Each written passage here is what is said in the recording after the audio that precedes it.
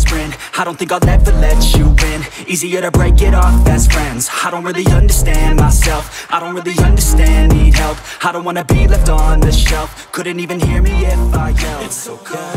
Sedikit cerita bang, itu dari TK. Pada waktu itu ibu pernah cerita yang mana saya tuh disuruh lomba mewarnai tingkat TK tuh, terus kata ibu dapat piagam penghargaan pada waktu itu. Jadi emang ada muncak si ibu teh sama si bapak teh ada genetik untuk ke ranah art atau ke seni lah, sebagai anak seni, hingga cerita begitu ya.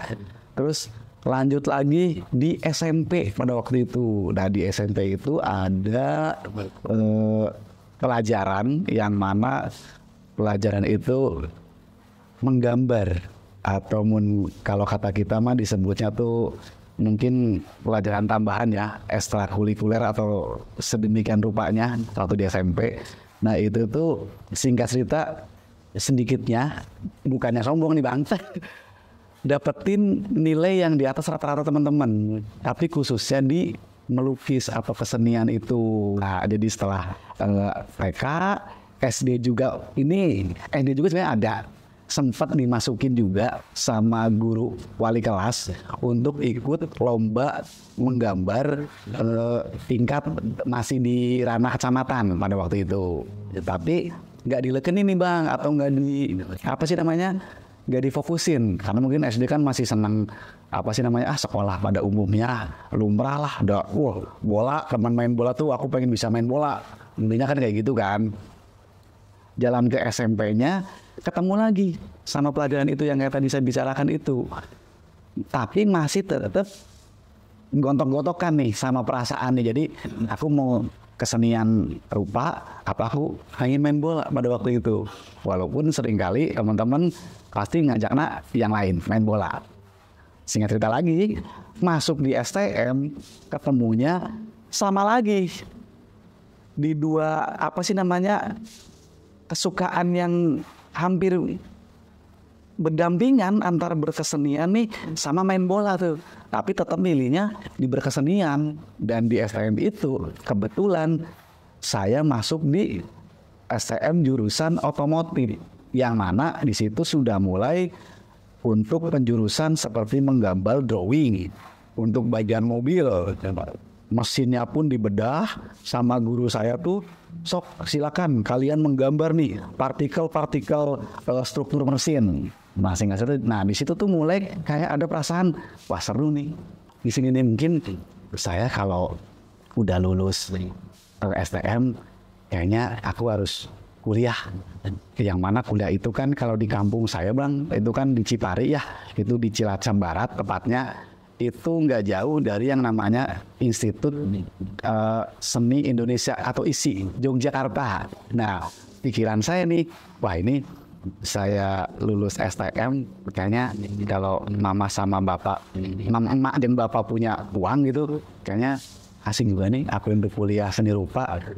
Ternyata tidak seperti itu yang dipikirkan bang. Sehingga cerita di SMA aku terus tuh melakukan prosesi itu kan, menggambar drawing sebagaimana memang itu tugas dari sekolahan, yang mana emang senangnya di dunia otomotif, ya apapun lah tentang otomotif kita bikin gambar. Tapi di pertengahan perjalanan di kelas 2 STM pada waktu itu mengenallah musik. Nah di musik itu kebetulan lebih condong kepada dunia metal pada waktu itu. Walaupun sebelumnya kita mengenal musik itu di SMP tuh memetalan, cuman masih belum ada greget hati untuk mengetahui seperti apa sih dunia musik, yang kok bisanya dunia musik hubungannya sama art gitu kan. Ternyata di SMA sama saya digali, ketemulah sama abang-abangan saya tuh di kampung tuh, mana atau kamu nih bisa melukis gini-gini, kamu bikin dong logo-logo buat band. Terus kalau bisa bikin gambar-gambar buat cover kaset atau baju. Tapi pada waktu itu saya masih belum bisa sanggup untuk menjawab semua pertanyaan si abang-abangan saya itu. Yang mana saya cuma jawab, ya udah mas, saya bisa, tapi buat logo band aja. Kalau buat mau keseluruhan, saya nggak tahu bagaimana cara aku memulai. Singkat cerita, dapat bang dari temen nih, wah, wih gambar ini, gue punya band gitu kan, band metal yang akaran, oke kita bikin bang, cetak di stiker atau sama si abang-abangan itu yang punya distro underground gitu ya, yang punya studio musik, production label seperti itu gitu. Singkat cerita dicetak lah di kayak semisal zin, terus poster seperti itu gitu kan. Nah pas lambat laun kesini ada bang temen kampungan nih bro, gue punya temen nih, kenapa emang lu bisa nggak lukisin dah, lukis apa nih, bantuin nih buat tugas di SMA. Jadi ada tugas anak-anak SMA bang, itu melukis sama gurunya. Berhubung mungkin si anak-anak itu kurang pede, akhirnya mereka ke saya, Dok, mana kan bisa ngelukis, kamu bisa ngelukis gitu, bantuin dong teman saya lukisin. Nah di situ bang, aku mulai sedikit apa ya, wah kayaknya asik nih untuk melukis yang bener-bener ya inilah melukis gitu kan, yang gak cuman gak gambaran cocoretan yang notabene kita harus kemana, tapi ini temen lebih kepada udah bro ini lukis ini aja, mungkin tuh pantas nih. Jadi ntar kalau ada temen gue yang kurang pede atau yang pengen dibikin lukisan, udah aku ke kamu aja lah, minta tolong, minta bantu. Nah di situ bang, terus lu continue tuh lukisan bunga lah, pemandangan atau lukisan-lukisan apapun itu gitu ya bang ya. Nah, setelah itu bereslah STM pada waktu itu 2005 di sana. Sementara saya sudah mulai senang ke dunia seni rupa, tapi saya lulus seorang otomotif atau STM otomotif lah disebutnya gitu. Akhirnya saya memberanikan diri untuk ngomong sama tetangga tuh yang punya bengkel, Mang boleh nggak saya sembari nunggu kerjaan di kota nih, Wi udah lulus STM ikut sama Mamang di sini. Oh ya udah silakan. Kamu basicnya apa di STM? Otomotif Mang. Ya udah, kamu bisa ngerjain nggak body repair atau pengecatan atau mesin listrik? Nah di situ saya dilema bang. Yang saya pelajari lulus STM itu body repair dan painting atau pewarnaan. Nah, akhirnya di bengkel itulah saya memulai untuk mengerjakan body repair segala macam, sampai pada akhirnya bikin tulisan kayak dulu kan angkot tuh ada tulisan angkutan pedesaan. Nah itu bantuin si Mamang tah. Kamu kan bisa gambar nih, tolong dong saya bikinin tulisan angkutan pedesaan nih. Nanti saya yang ngating, kamu yang ngemal. Singkat cerita begitu bang. Mulai tulis tuh leken gitu ya, atau kita serius memperdalam itu, belajar itu. Tapi sembari saya mencoba untuk melakukan prosesi melukis itu di luar bengkel itu tuh temen, bro bantuin dong aku ngelukis di tembok, aku mau bikin mau bikin B nih, kamar aku biar bagus, atau tempat aku nih biar kelihatan indah nih, harus ada sentuhan warna-warni. Singkat cerita begitu ya bang ya. Nah dari situlah saya mulai memberanikan diri untuk ya udah kenapa enggak, ini suatu apa ya namanya perjalanan mungkin ya, tantangan juga nih buat saya seperti itu ya. 2016 saya udah mulai berpikir bahwa kayaknya aku harus ke kota nih. Nah pikiran di saya kan berharap pada waktu itu ke kota dengan saya membawa ijazah STM otomotif. Pikiran pasti perusahaan yang bagus, pikiran tuh perusahaan yang keren, yang mana kudu perusahaan Astra. Wah pasti pikirannya aku harus masuk di Astra atau di Honda atau Komatsu atau di perusahaan konstruksi yang mana masih nyambung sama ijazah STM saya. Ternyata tidak. Sesampai saya di Jakarta, saya ikut sama teteh atau kakak saya, tepatnya di Jakarta Barat, Srengseng, di Kembangan di sana. saya di situ nggak bisa apa-apa. Dalam arti nggak bisa apa-apa nih, saya sudah memasukkan lamaran kerja di beberapa perusahaan tapi tidak ada jawaban. Jadi ini pekerjaan atau hobi yang aku ini simpang siur bang, nggak mulus apa yang seperti orang pikirkan seperti itu kan. Nah setelah itu beres 2008 saya ke Jakarta lagi bang, ngomong sama Teteh kan, bicara nih sama Teteh, Mbak kayaknya aku nggak pulang ke Bogor deh, aku ke Jakarta lagi. Dan ternyata bang, setelah dapat ijazah welding itu atau welder, sama bang, pikiran saya bang, welder hidupnya wah seperti orang yang tahu bang, ya kan, mumpuni, terus bener-bener apa sih namanya, worth it banget lah di tahun 2008 menjadi seorang tukang elas atau welder gitu kan, itu bener-bener luar biasa. Tapi ternyata enggak, sampai pada akhirnya 2008 itu barengan dengan kelulusan beres di BLKK Personit itu, saya tuh masukin juga di Bekasi, di daerah Cakung juga untuk perusahaan-perusahaan bagian pengelasan. Sama, nggak ada jawaban. Seminggu saya tungguin sampai berbulan-bulan, dan akhirnya ya saya kembali lagi kepada pekerjaan motong benang, masang kancing lagi di Jakarta itu sampai 2009 bang. Nah 2009 kakak bilang lagi, kamu belum dapat kerjaan juga Wi, belum, mau nggak ngambil periode yang kedua? Ngambil apa? Saya gituin kan ke Ipar ya, karena kan saya di Bogor itu kan yang kandungan Teteh. Ngambil las konstruksi lagi, tapi sekarang bagian di pipeline untuk pipa. Siapa tahu dari situ kamu dapat nilai plus. Baiklah, saya jabanin lagi, saya mau untuk sekolah lagi bang, yang kedua kalinya jadi welder. Tapi yang di tahun kedua ini saya dapat di pipeline ya. Yang pertama itu pelatihan untuk ngelas flat tuh kayak dek kapal segala macem. Dan yang kedua untuk penjurusan, rencananya nih si kakak ini nih punya link kerja pada waktu itu. Bila mana kamu lolos di periode kedua ini, pipeline ini lolos, ada pekerjaan buat kamu, tapi tetap kamu dengan jalur diri kamu sendiri, atau dengan seperti layaknya orang lamar kerja, ikut tes segala macem. Nah dapatlah bang 2009 itu beres di BLKK Personit di pipeline itu, ternyata enggak. Masih menjadi tabu, masih menjadi nol. Sekian kalinya akhirnya aku bisa masuk kerja, yaitu tahun 2010, yang mana itu saya bekerja di perusahaan gas negara, yang tepatnya ada di Kota Bogor. Di situ masuklah, di situ alhamdulillah dari semua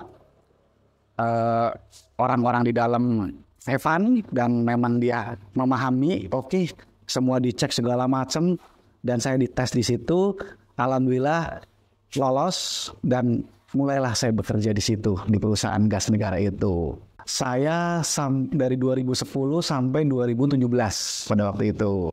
Dari situ saya mendapati suatu kejenuhan lagi bang. 2010 masuk kerja, di mana orang berpikir have fun, seneng, tapi aku merasa sepi karena pagi kerja, sore pulang, malam tidur, istirahat. Sabtu Minggu saya bingung mau kemana. Di situ saya memulai, ada kertas, ada pensil gitu kan. Nah di situ mulai lagi bang menggali potensi-potensi yang saya dulu tuh, aku tuh harus begini nih cara buat having fun pikiranku sendiri gitu kan, buat nyenengin kesepian, buat aku cerita gitu kan di situ-situ bang.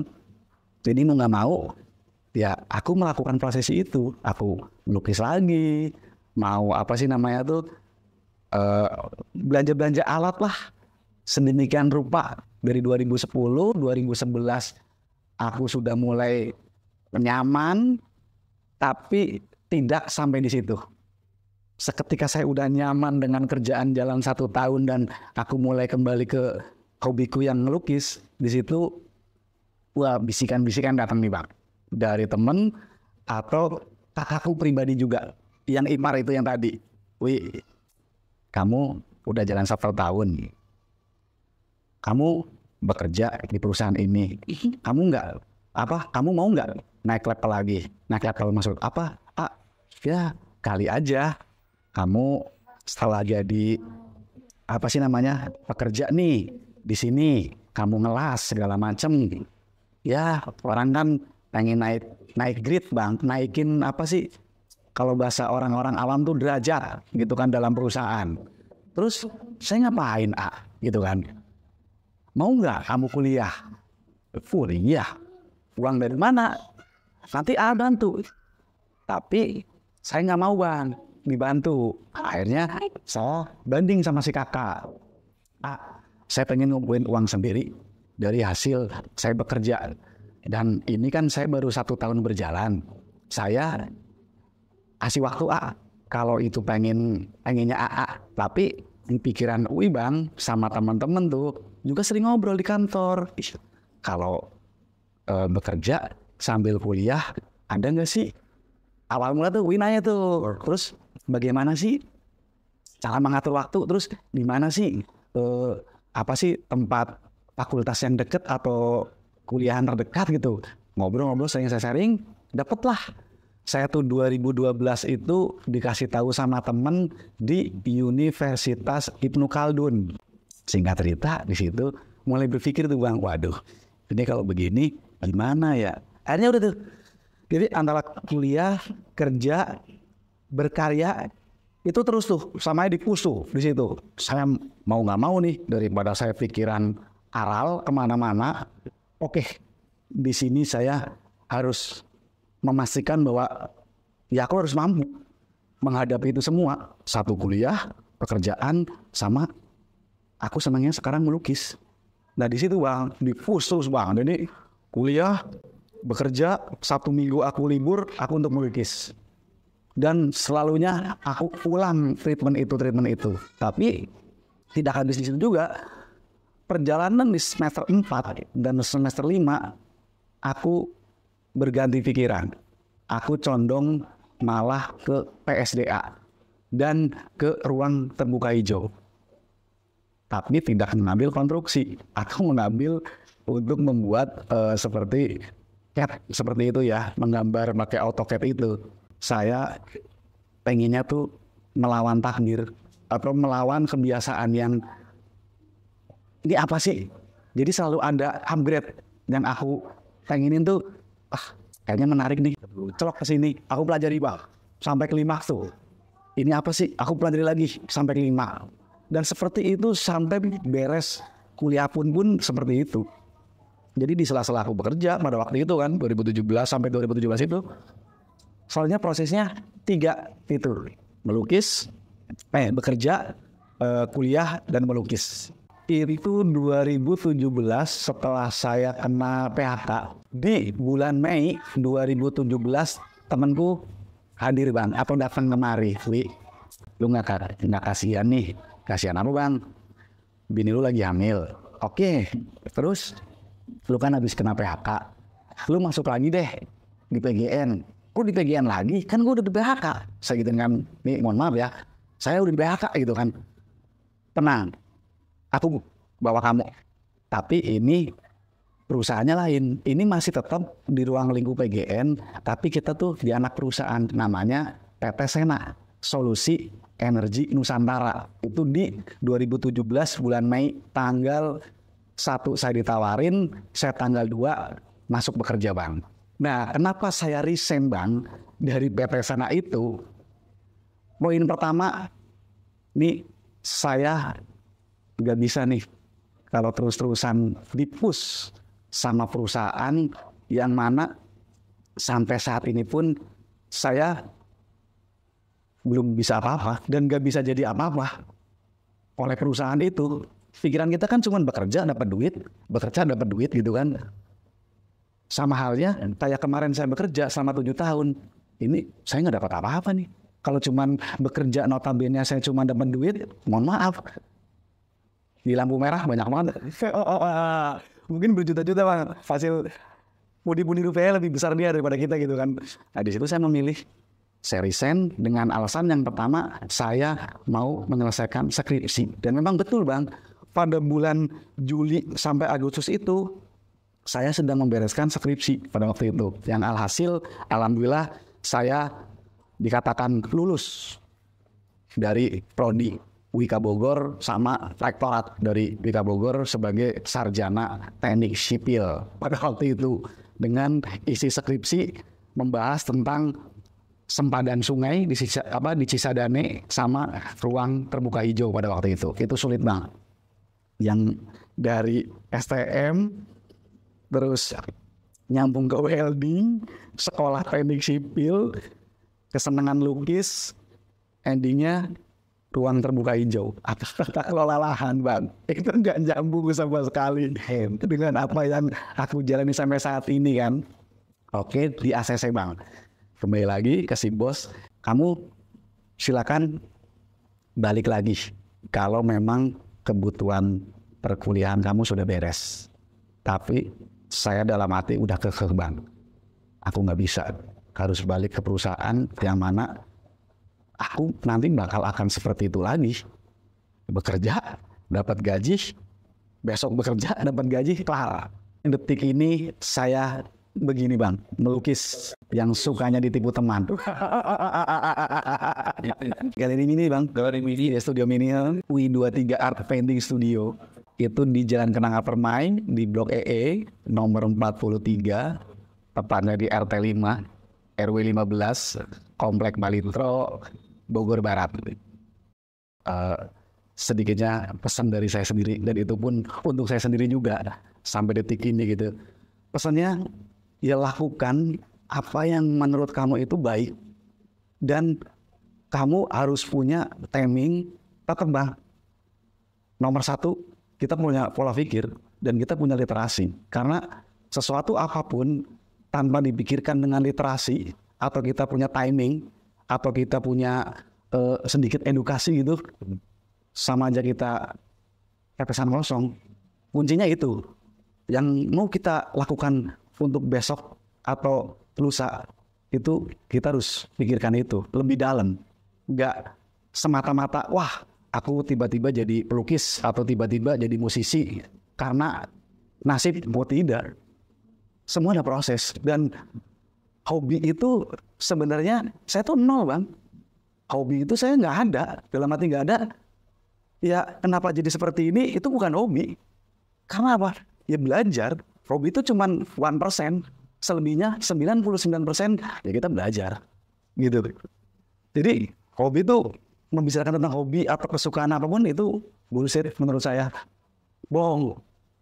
Semua ada kerja keras dan belajar. Pesannya itu sih, pesannya itu. Kalau untuk di 3 tahun ini aku mengerjakan untuk cover album bang di band-band metal Indonesia ya khususnya ya, karena aku support banget sama teman-teman di permetalan Bogor ya, di Indonesia lah seperti itu. Kalau untuk yang lain masih aku mengerjakan, cuman hanya beberapa aku atur waktunya. Jadi bila mana aku mempekerjakan project untuk pembuatan cover, ya aku tidak menutup kemungkinan untuk mengatakan mohon maaf, tidak bisa, karena saya sedang melakukan ada proses yang lain dalam melukis itu. Seperti itu bang. Kalau yang di order bang, kan banyak sih bang ya. Yang aku terima itu ya nggak cuman di pembuatan lukisan pada umumnya gitu, karena memang ada ilustrator juga. Yang umum bang, kalau untuk wajah itu 2 hari. Kalau untuk ilustrator itu literasinya sangat panjang dan itu bisa berminggu-minggu, karena kita terus interaksi sama si customer. Maunya bagaimana, seperti apa, pendetailannya seperti apa, terus cerita si gambar ini mau dibawa kemana, pesannya untuk siapa gitu, terus ditujukan untuk audiens yang seperti apa, ekspektator yang seperti apa, seperti itu. Ambil lebih dari 1.000 itu yang sudah aku lakukan ya. Tapi untuk penjualan, walaupun lebih dari 1.000 itu nggak nentu, penghasilannya tuh nggak nentu. Ada yang lukisan kecil ya kita sesuaikan dengan hasilnya, dengan visualisasinya, seperti itu bang. Sedikit aku bercerita bang, karena banyak banget orang di luar sana bang. Tapi aku begini bang, Foto telinga. Kalau zaman dulu kita pernah ngeliat foto Bung Karno tuh, orang main musik tuh Bung Karno begitu Bang. Nah, aku ngikutin beliau tuh. Karena apa, kita hanya punya dua tangan untuk menutup telinga kita, ketimbang kita buat nutup banyaknya orang yang ngobrol. Dan asal kita pahami Bang ya, kalau semua itu dijalani dengan ketulusan, Bang, maaf, Tuhan tidak pernah tidur. Dan aku terima kasih sama Tuhan ya, yang pertama, yang kedua juga sama orang tua semua lini itu yang ada di balik saya semua. Karena mereka saya kuat. Walaupun saya dapat gempuran awal mula dari orang tua, ngapain sih kamu resign? Ngapain sih kamu ini? Gitu kan. Ngapain kamu malah memilih melukis seperti ini? Ya, menurut saya ini saya bekerja.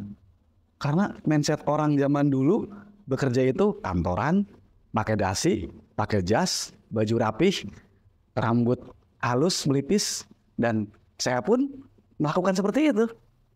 Rambut biasa Bang, saya melukis garis gondrong. Karena mindset orang kan pasti seniman, pelukis gondrong. Terus pekerjaan seperti itu pekerjaan yang urakan.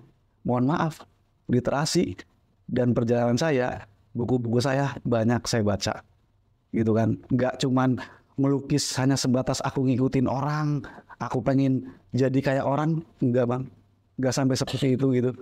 Aku cuman pengen mempertahankan ya kebudayaan, karena ini suatu kebudayaan. Aku literasinya kembali lagi ya, aku orang Indonesia, yang mana melukis itu udah dilakukan sama nenek moyang kita dulu di batu segala macam. Cuman dulu belum kenal media, sekarang kenal media. Nah sekarang mumpung ada media, kenapa enggak kita manfaatkan media itu, kan seperti itu kan. Kalau untuk ini Bang, pencapaian rekor muri di tahun 2022 yang mana itu digagas oleh apa nih di sini ya, namanya tuh Indonesia Melukis, itu untuk mencetak rekor muri 1000 pelukis 1000 wajah yang dilukis dalam 1 jam pada waktu itu.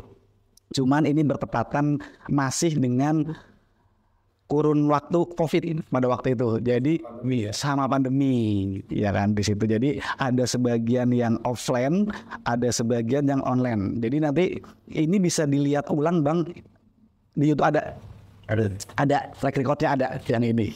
Yang samping ini sertifikat internasional yang mana ini digagas oleh teman-teman di komunitas lukis cat air Indonesia, yang mana mereka tuh kolaborasi dengan Galeri Nasional Indonesia untuk membuat event besar, yaitu dengan kancah internasional, dan temanya memang khusus untuk watercolor painting atau lukisan cat air khusus di situ.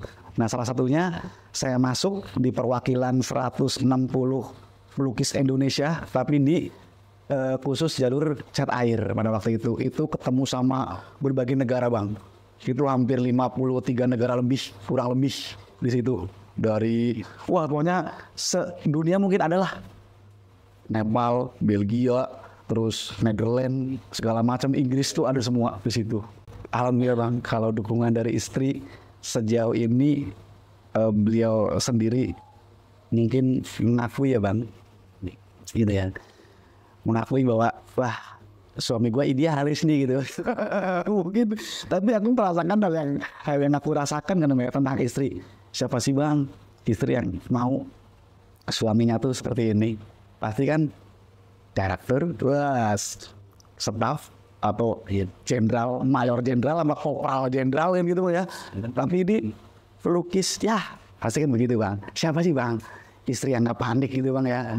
Tapi alhamdulillah Bang, sejauh ini istri memberi support yang luar biasa, membuat tekanan under pressure yang sangat luar biasa juga buat saya pribadi gitu ya, untuk saya selalu kuat gitu kan, dan harus kuat terus, mungkin ya sampai aku sudah tidak bisa melakukan apapun untuk berkarya itu. Mungkin hanya itu sih Bang kalau dari istri gitu.